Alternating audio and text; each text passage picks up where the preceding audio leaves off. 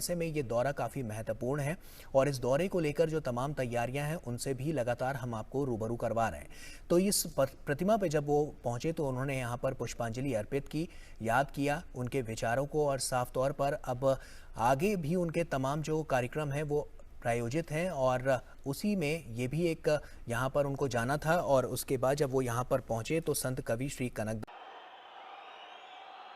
भारत माता की, भारत माता की। कर्नाटकದ ಸಮಸ್ತ ಜನತೆಗೆ ನನ್ನ ಕೋಟಿ ಕೋಟಿ ನಮಸ್ಕಾರಗಳು। मंच पर विराजमान पूज्य स्वामी जी, कर्नाटका के गवर्नर श्री थावरचंद गहलोत जी, यहां के लोकप्रिय मुख्यमंत्री श्री बसवराज बोम्मई जी, पूर्व मुख्यमंत्री श्रीमान येदियुरप्पा जी, केंद्रीय मंत्रिमंडल के मेरे सहयोगीगण, राज्य सरकार के मंत्री, सांसदगण, विधायकगण, अन्य सभी महानुभाव और विशाल संख्या में पधारे हुए मेरे प्यारे भाइयों और बहनों,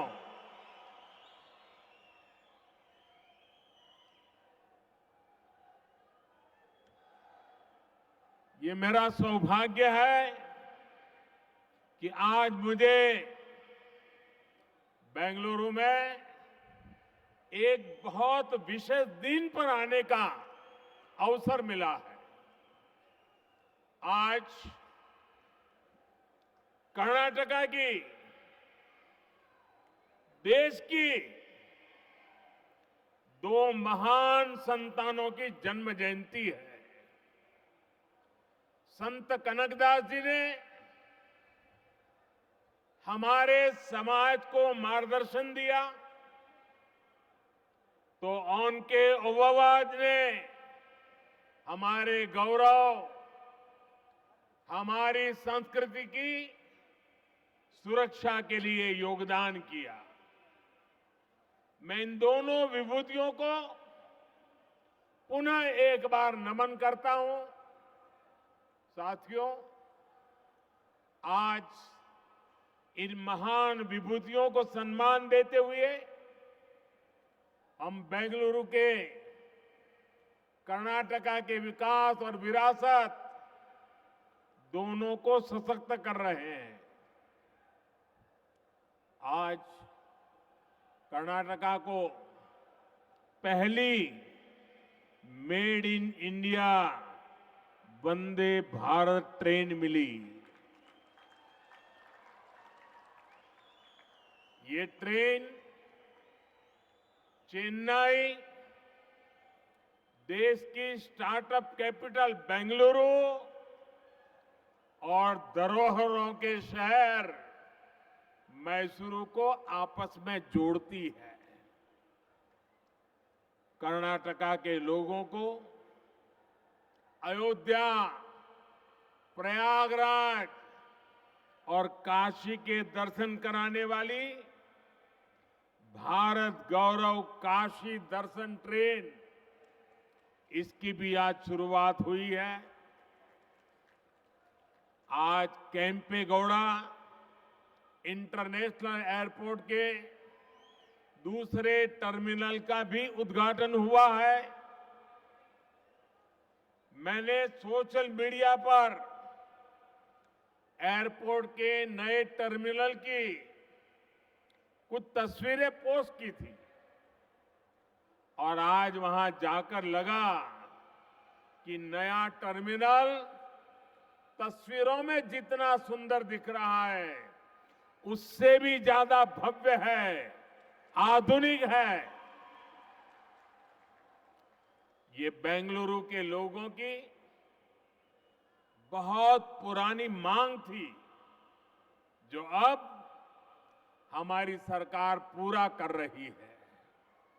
साथियों, मुझे नाड़ प्रभु केम्पे गौड़ा जी की 108 फीट की प्रतिमा के अनावरण और उनके जलाभिषेक का भी अवसर मिला।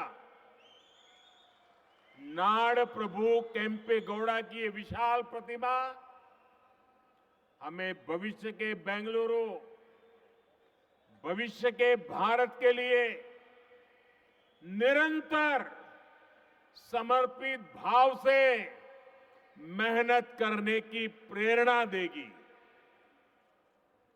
भाइयों और बहनों, ये मेरा सौभाग्य है कि आज पूज्य स्वामी जी ने जिस प्रकार से आशीर्वाद दिए, जिस प्रकार से भावना प्रकट की, मैं हृदय से उनका आभार व्यक्त करता हूं।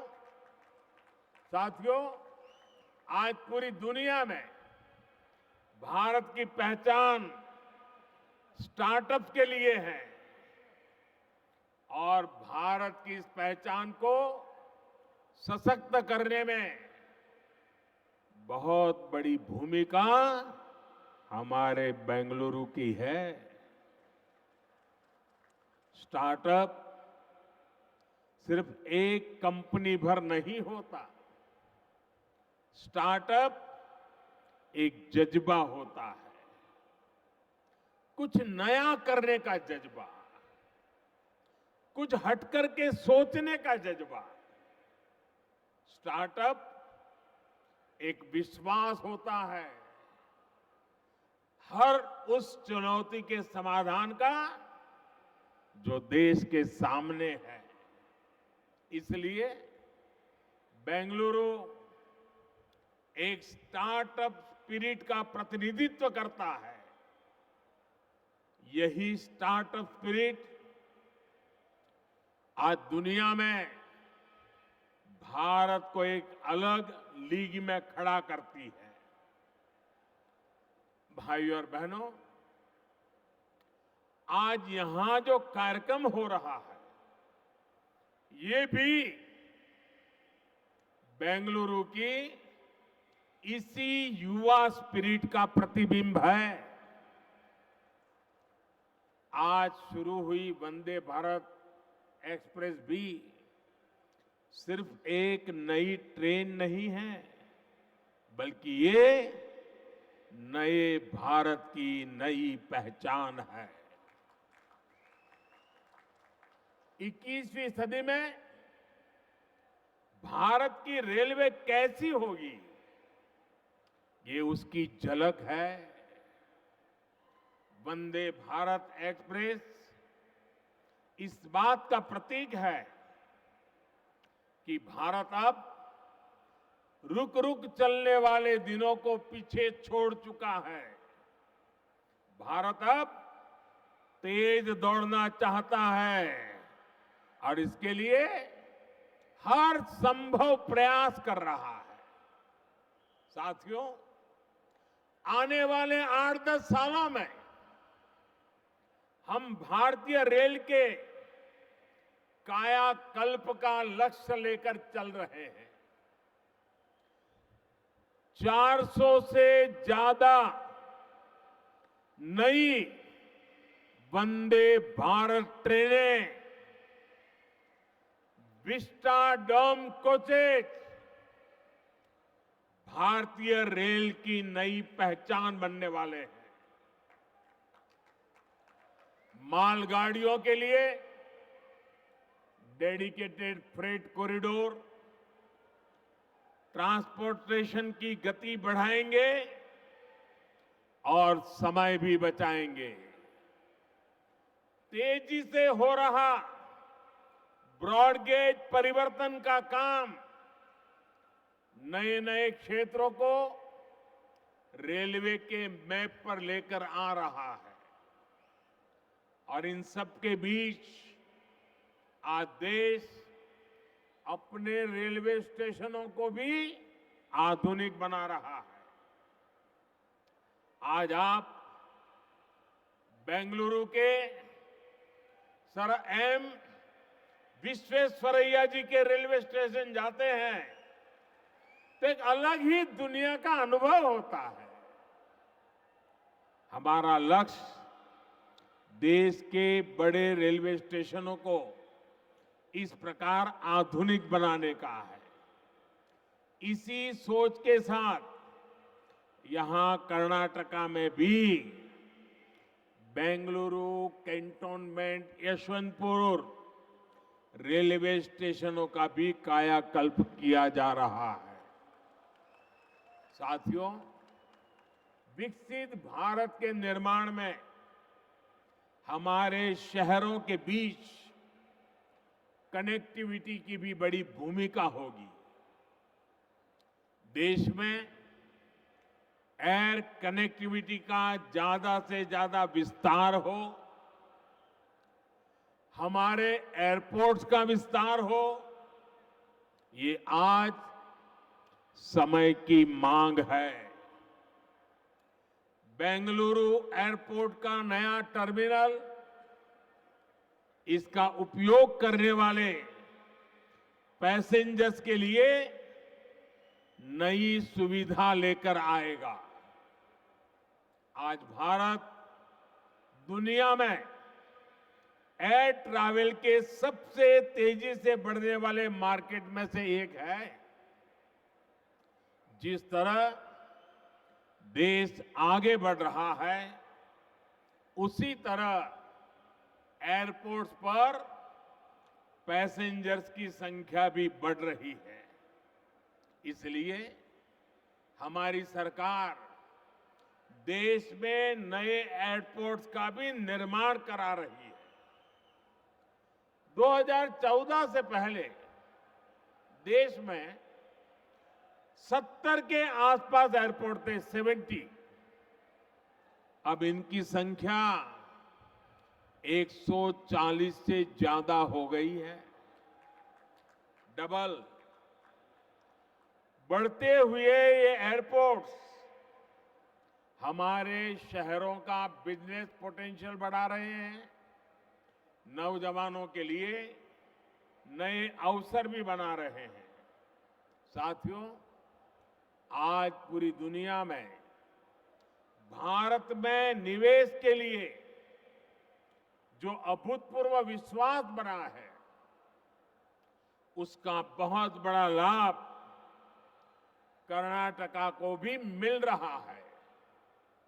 आप कल्पना कीजिए, बीते 3 वर्ष जब पूरी दुनिया कोविड से प्रभावित रही, तब कर्नाटका में लगभग 4 लाख करोड़ रुपए का निवेश हुआ। पिछले वर्ष एफडीआई को आकर्षित करने में कर्नाटका देश में अग्रणी रहा है। और ये जो निवेश हो रहा है, ये सिर्फ आईटी सेक्टर तक सीमित नहीं है, बल्कि बायोटेक्नोलॉजी से लेकर डिफेंस मैन्युफैक्चरिंग तक हर सेक्टर का यहां विस्तार हो रहा है। देश में एयरक्राफ्ट और स्पेसक्राफ्ट इंडस्ट्री में 25% हिस्सेदारी ये हमारे कर्नाटका की है। देश की सेना के लिए जो एयरक्राफ्ट और हेलीकॉप्टर हम बना रहे हैं, उसमें से लगभग 70% यही बनते हैं। देश में इलेक्ट्रिक व्हीकल मैन्युफैक्चरिंग में भी कर्नाटका बहुत आगे है। आज फॉर्च्यून 500 कंपनियों में से 400 से अधिक कंपनियां कर्नाटका में काम कर रही है, और ये लिस्ट लगातार बढ़ रही है। ये सब कुछ इसलिए हो रहा है क्योंकि आज कर्नाटका डबल इंजन की ताकत से चल रहा है। भाइयों और बहनों, आज बात चाहे गवर्नेंस की हो या फिर फिजिकल और डिजिटल इंफ्रास्ट्रक्चर के निर्माण की, भारत एक अलग ही लेवल पर काम कर रहा है। आज पूरी दुनिया हैरान होती है जब भारत के डिजिटल पेमेंट भीम यूपीआई के बारे में सुनती है। क्या 8 वर्ष पहले ये कल्पना करना भी संभव था? Made in India, 5G technology, क्या ये सोचा भी जा सकता था? इन सब में बेंगलुरु के युवाओं की, यहां के प्रोफेशनल्स की बहुत बड़ी भूमिका है। 2014 से पहले के भारत में ये चीजें कल्पना से परे थी। इसका कारण ये है कि तब जो सरकारें थी उनकी सोच ही पुरानी थी। पहले की सरकारें स्पीड को लग्जरी तो स्केल को रिस्क मानती थी। हमने ये धारणा बदल दी है। हम स्पीड को भारत की आकांक्षा मानते हैं और स्केल को भारत की ताकत मानते हैं। इसलिए आज भारत पीएम गति शक्ति नेशनल मास्टर प्लान के तहत देश में इंफ्रास्ट्रक्चर का विकास कर रहा है। हम सभी साक्षी हैं कि कैसे अतीत में इंफ्रास्ट्रक्चर के निर्माण में सबसे बड़ी समस्या तालमेल की रहती थी। जितने ज्यादा विभाग, जितनी ज्यादा एजेंसियां, उतनी ही देरी निर्माण में होती थी। इसलिए हमने तय किया कि सबको एक प्लेटफॉर्म पर लाया जाए। आज पीएम गति शक्ति नेशनल मास्टर प्लान के तहत 1500 से ज्यादा लेयर्स भी हैं। डेटा विभिन्न एजेंसियों को सीधे उपलब्ध हो रहा है। आज केंद्र और राज्य सरकारों के दर्जनों मंत्रालय, दर्जनों विभाग इस प्लेटफॉर्म से जुड़ चुके हैं। आज देश नेशनल इंफ्रास्ट्रक्चर पाइपलाइन के तहत इंफ्रा पर लगभग 110 लाख करोड़ रुपए के निवेश का लक्ष्य लेकर चल रहा है। देश में ट्रांसपोर्ट के हर माध्यम एक दूसरे से जुड़े, एक दूसरे को सपोर्ट करें। इसके लिए देश का बल, पूरी ताकत मल्टी मॉडल इंफ्रास्ट्रक्चर पर है। कुछ समय पहले ही देश ने नेशनल लॉजिस्टिक पॉलिसी भी लॉन्च की है। ये पॉलिसी देश में ट्रांसपोर्टेशन का खर्च कम करने, ट्रांसपोर्टेशन को इनोवेटिव बनाने में मदद करेगी। साथियों, भारत को विकसित बनाने के लिए फिजिकल इंफ्रास्ट्रक्चर के साथ ही देश के सोशल इंफ्रास्ट्रक्चर का भी मजबूत होना उतना ही आवश्यक है। मुझे खुशी है कि कर्नाटका की डबल इंजन सरकार सोशल इंफ्रा पर भी उतना ही ध्यान दे रही है। बीते 8 वर्षों में देश में गरीबों के लिए 3.5 करोड़ घर बनाए गए हैं। यहां कर्नाटका में भी गरीबों के लिए 8 लाख से ज्यादा पक्के घरों को स्वीकृति दी गई है। जल जीवन मिशन के तहत सिर्फ 3 वर्षों में ही देश में 7 करोड़ से अधिक घरों में पाइप से पानी की सुविधा पहुंचाई गई है। कर्नाटका के भी 30 लाख से ज्यादा ग्रामीण परिवारों तक पहली बार पाइप से पानी पहुंचा है। आयुष्मान भारत योजना के तहत देश के 4 करोड़ गरीबों को अस्पताल में मुफ्त इलाज मिला है। कर्नाटका के भी 30 लाख से अधिक गरीब मरीजों ने ये योजना का लाभ लिया है। मुझे खुशी है कि इन सुविधाओं के सबसे अधिक लाभार्थी हमारी माताएं हैं, हमारी बहनें हैं, हमारी बेटियां हैं। भाइयों और बहनों, आज देश में छोटे किसान हो, छोटे व्यापारी हो, फिशरमैन हो, रेहड़ी पटरी ठेले वाले हो, ऐसे करोड़ों लोग पहली बार देश के विकास की मुख्य धारा से जुड़ रहे हैं। पीएम किसान सम्मान निधि के तहत देश के 10 करोड़ से अधिक किसानों के बैंक खातों में लगभग 2.25 लाख करोड़ रुपए ट्रांसफर किए गए हैं। कर्नाटका के भी 55 लाख से ज्यादा छोटे किसानों को लगभग 11,000 करोड़ रुपए मिल चुके हैं। पीएम स्वनिधि के तहत देश के 40 लाख से अधिक रेहड़ी पटरी ठेले वाले भाई बहनों को आर्थिक मदद मिली है। इसका लाभ कर्नाटका के भी 2 लाख से ज्यादा स्ट्रीट वेंडर्स को हुआ है। साथियों, इस बार 15 अगस्त को लाल किले से मैंने अपने देश की विरासत पर गर्व की बात कही थी। हमारी ये विरासत सांस्कृतिक भी है, आध्यात्मिक भी है। आज भारत गौरव रेल देश के आस्था और आध्यात्म के स्थलों को जोड़ने के साथ ही एक भारत श्रेष्ठ भारत की भावना को भी मजबूत कर रही है। इस वर्ष अब तक देश के अलग अलग हिस्सों के लिए इस ट्रेन की 9 यात्राएं पूरी हो चुकी हैं।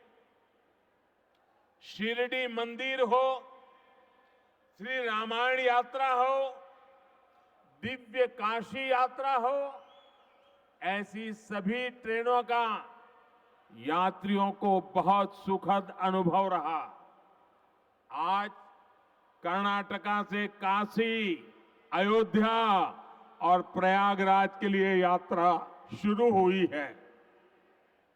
इससे कर्नाटका के लोगों को काशी, अयोध्या के दर्शन करने में मदद मिलेगी।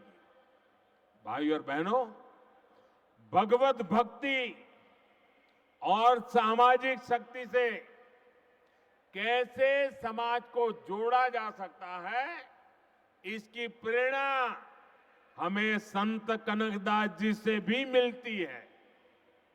एक तरफ उन्होंने कृष्ण भक्ति का रास्ता चुना और दूसरी तरफ कुल कुल कुल वेंदु होड़े दाड़धीरी कहकर उन्होंने जाति के आधार पर भेदभाव को खत्म करने का संदेश दिया। आज पूरी दुनिया में मिलेट्स यानी मोटे अनाज के महत्व को लेकर के चर्चा हो रही है। संत कनकदास जी ने उस दौर में ही मिलेट का महत्व स्थापित कर दिया था। उनकी रचना थी राम धान्य चरिते। उन्होंने कर्नाटका में सबसे ज्यादा पसंद किए जाने वाले मिलेट रागी का उदाहरण देते हुए सामाजिक समानता का संदेश दिया था। भाइयों और बहनों, आज हमारा प्रयास है कि बेंगलुरु शहर का विकास वैसे ही हो जैसे नाड़ प्रभु केम्पे गौड़ा जी ने कल्पना की थी। इस शहर की बसावट यहां के लोगों को केम्पे गौड़ा जी की महान देन है। इस बसावट में उन्होंने जिन बारीकियों का ख्याल रखा है वो अद्भुत, अद्वितीय है। सदियों पहले उन्होंने बेंगलुरु के लोगों के लिए कॉमर्स, कल्चर और कन्वीनियंस की योजना तैयार कर दी थी। उनकी दूरदृष्टि का फायदा आज भी बेंगलुरु के लोगों को मिल रहा है। आज व्यापार, कारोबार, उसके रूप रंग भले ही बदल गए हो, लेकिन पेटे आज भी बेंगलुरु की कॉमर्शियल लाइफलाइन बना हुआ है। नाड़ प्रभु केम्पे गौड़ा जी का बेंगलुरु की संस्कृति को भी समृद्ध करने में अहम योगदान है। यहां का मशहूर गवि गंगाधरेश्वर मंदिर हो या बसवनगुड़ी इलाके के मंदिर, इनके जरिए केम्पे गौड़ा जी ने बेंगलुरु की सांस्कृतिक चेतना को हमेशा के लिए जीवंत बना दिया। बेंगलुरु शहर के लोग इस शहर की ऐसी बेमिसाल बसावट के लिए केम्पे गौड़ा जी के हमेशा आभारी रहेंगे। साथियों, बेंगलुरु अंतर्राष्ट्रीय शहर है। इसे हमें अपनी विरासत को संवारते हुए आधुनिक इंफ्रास्ट्रक्चर से समृद्ध करना है। ये सबका प्रयास से ही संभव है। एक बार फिर आप सभी को नए प्रोजेक्ट के लिए मैं बहुत बहुत बधाई देता हूं। पूज्य संतगण ने आकर के आशीर्वाद दिए, मैं उनका आभार व्यक्त करता हूं। और इतनी बड़ी तादाद में उमंग और उत्साह से भरे हुए कर्नाटका के नौजवान, कर्नाटक की माताएं बहनें, यहाँ का किसान हमें आशीर्वाद दे रहा है। मैं हृदय से आपका बहुत बहुत आभार व्यक्त करता हूं। धन्यवाद।